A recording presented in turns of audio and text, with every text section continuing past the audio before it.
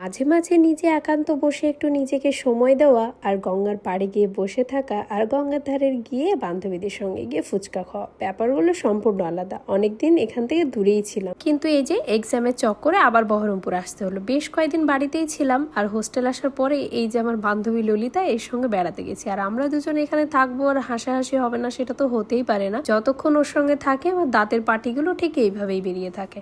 তো সেই দিন আমরা বিকেলবেলায় বেরোবো ভেবেছিলাম, বাট বেরোতে বেরোতে সেখানে 6টা 10 বেজে যায়। আর আমাদের হোস্টেলের টাইম লাস্ট হচ্ছে 7টা পর্যন্ত। তো বেশ অল্পই সময় ছিল, তার মধ্যে আমরা গেলাম ফুচকা খেতে। আর ফুচকাটা ছিল খুবই টেস্টি, বাট আমরা যেহেতু আবার দই ফুচকা খাবো সেই জন্য জল ফুচকা একটু কম করে খেলাম। তারপরে এখানে দই ফুচকা অর্ডার দিয়ে দিয়েছিলাম। আর জানো তো বহরমপুরে যে 8টা দই ফুচকা দেয় এটা আমি জানতামই না। 30 টাকা নিয়েছে, বাট 8টা ফুচকা দিয়েছে আর দই বেশ বেশি বেশি করে দিয়েছিল, যার জন্য কিন্তু খেতেও বেশ ভালো লেগেছে। আমরা তো ফার্স্টে অবাকই হয়ে গেছিলাম যে এখানে আবার 8টা দই ফুচকা দিল নাকি। তো বেশ মজা করেই খেলাম আর খাওয়ার পরেই চলে গেছিলাম গঙ্গার ধারে। গঙ্গার ধারে বলতে ফুচকাটাও গঙ্গার ধারে খেলাম, বাট এই যে নৌকায় উঠে গেছিলাম এত সুন্দর লাগছিল আর মানুষগুলো পারাপার হচ্ছিল, সেই দেখে আমারও মন চাইলো চল একটু ওই দিকে যাব। তো গিয়ে ওখানে একটু বসলাম আর দৃশ্যটা তো দেখতেই পাচ্ছ একদম অসাধারণ। ওখানে গিয়ে বেশ অনেকক্ষণ একটু বসেছিলাম, যেটুকু সময় পেয়েছিলাম।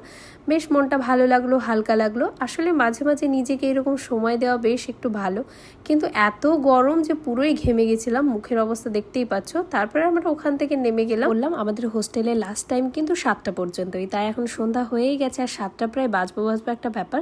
তো এর মধ্যে আবার আমরা রাতের জন্য রুটি তরকা নেব। আসলে হোস্টেলে খাবার দেবে, বাট হোস্টেলের খাবার খেতে আমার এখন ইচ্ছে করলো না, যার জন্য ভাবলাম যে গরম হলেও হাঁটতে হাঁটতে গিয়ে আমরা একটু তরকা নিতে যাই। তো রাস্তায় আবার আমরা হুট করে ডিসিশন নিলাম যে ওই ভিতরে দোকানে যাব, সামনের দোকানটা আবার বন্ধ ছিল, তার জন্য আরও বেশি হাঁটতে হাঁটতে যেতে হলো। আর গিয়ে তো পুরোই অবস্থা খারাপ, আর আমার চোখ মুখ দেখে তোমরা বুঝতেই পারছো তখন আমার শরীরটা ভীষণই খারাপ ছিল, জ্বর ছিল, যার জন্য চেহারাটা অবস্থা একদমই 12টা হয়ে গেছে। রিয়াল ক্যামেরা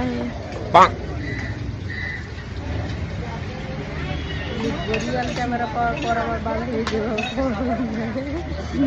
তো মদিনা এখানে নিজের ফেসটা দেখছিল আর বলছিল রিয়েল ক্যামেরা হে। তো কথাগুলো শুনলে আমার হাসি পেয়ে যায়। তো এখানে যে কাকুর দোকানে গেছিলাম, কাকুর আবার হেয়ার স্টাইলটা দেখে আমার ওখানে আরো হাসি পেয়ে যাচ্ছে এখন বর্তমানে। তখন শরীরটা খারাপ ছিল, যার জন্য হয়তো আমি হাসির মুডে ছিলাম না, আর গরমে তো পুরোই অবস্থা খারাপ হয়ে গেছিলো। বাট এখন ভিডিওটা এডিট করতে গিয়ে মদিনার এইগুলো দেখে, কাকুর হেয়ার স্টাইল দেখে আমার প্রচুর পরিমাণে হাসি পাচ্ছে। আমরা হোস্টেল ঢুকতে একটু লেট হয়ে গেছিলো, কারণ কাকুটা অনেক দেরি করছিল। তারপরে আসার পরে আবার বকা খেয়েছিলাম, তাই এখানে এসে আমি নিজের মনটাকে একটু ভালো করার চেষ্টা করছিলাম।